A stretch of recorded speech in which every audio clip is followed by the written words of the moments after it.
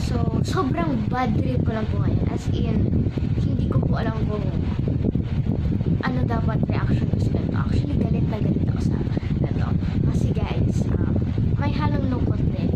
Kasi, lumabas na yung Grammy Awards, yes.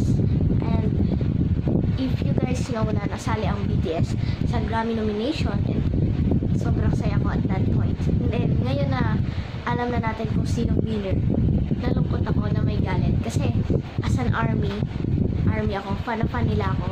They are my idol. And, as an army, nag-investigate ako. Then, napansin ko na yung mga past videos ng Grammy ng mga 2020, 2019, ang unti lang ng views, mga nasa 300k, mga ganun-ganun lang. Then, nung nag-join yung BTS, nung na-nominate sila, syempre, nag-Grammy din. So, nung nag-Grammy sila, nag-increase ng, naging mga 1 million na yung mga views ng mga Grammys ngayon. And, yung mga awards nila, yun nga, nag-increase yung views nila nung nasali yung BTS sa Grammys. Then, nung na-nominate ang BTS sa Grammy Award, tapos, yung mga past na, nung wala pa yung BTS sa Grammy Award, ang konti lang ng views. Then, nung nasali sila, lumaki yung views. So, bale, ang laking increase nung nadagdag. And, second thing is, gumawa ng botohan yung Grammys. Yung Grammy Award, nag-vote kung sino yung yung mga nanonominate sa Grammys is gumawa ng votan kung sino pwedeng manalo.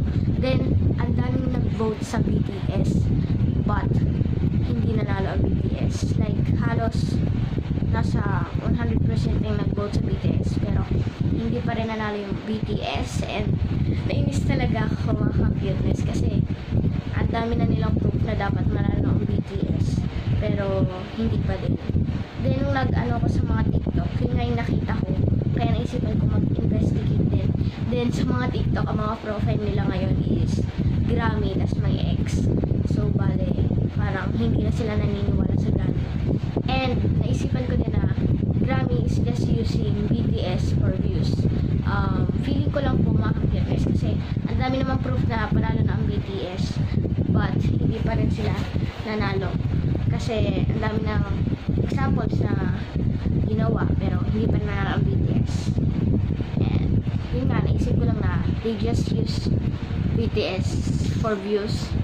And, yes, aaminin ko guys, ang laki ng views ng Dynamite of BTS. Nasa 800 million na ang views ng BTS.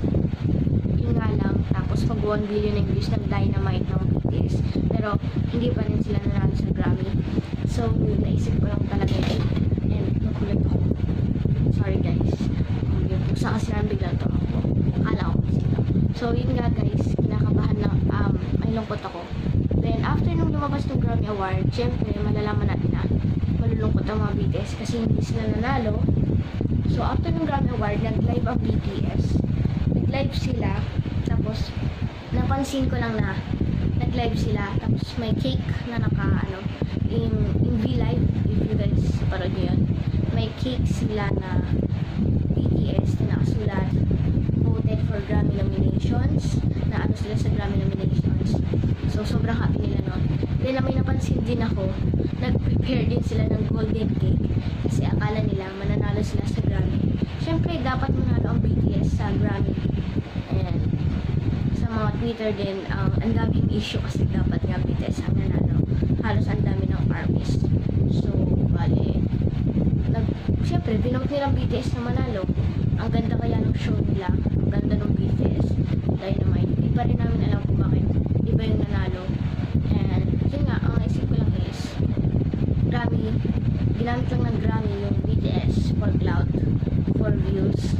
And, yun lang. So, gusto ko lang sabihin sa inyo, nalungkot ako para sa BTS kasi hindi sila nanalo. And, nagalit ako sa Grammy kasi yun yung naisip ko na ginamit lang nila ang BTS para sa views. So, kung army ka din and nafe-feel niyo sinabi ko, I feel you also. And di ko na ano sasabihin ko, naiinis lang talaga ako, mga ka-cuteness. Gumawa ako ng video para i-share sa inyo kasi di ko alam kung ako lang yung ganito yung naramdaman in, ang daming nag-hate na sa Grammy. Hindi ko alam bakit ganon. Clueless lang ako. Hindi nalaman ko na yun pala yung nangyari na nag-ano pala, hindi ako minsan updated kasi busy ako sa mga modules ko. And nalaman ko lang na may Grammy show. Bale, napanood ko yung Grammy show and syempre lumabas yung panalo and hindi nga BTS yung panalo. And after nun, ang dami nang nag-hate ng Grammy. As in sa Twitter, kung makikita ko sa Twitter, ang dami nilang issue sa Grammy and galit na ako, basta di ko na ano sasabihin ko, basta nagagalit ako at nalulungkot para sa BTS.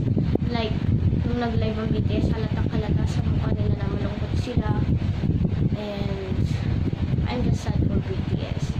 Basta yun, then yung iba binabash yung BTS, di ko alam bakit nila binabash yung BTS. So, basta, dapat BTS ang manalo sa Grammy. So, yun yung issue ngayon. issue yun ngayon sa Twitter, sa TikTok, lahat na. And yes, dapat BTS ang nanalo sa Grammy. So, sana BTS, next time, sana sila ulit. Sana hindi na sila gamitin ng Grammy. And, nainis talaga ako sa Grammy. Oh my God! And yun lang. So, kung army ka, subscribe ka sa akin. And kung nafe-feel mo ko na tama yung mga sinabi ko, subscribe ka din. And that's all for today. Don't forget to like, share, subscribe, and notification bell for my videos.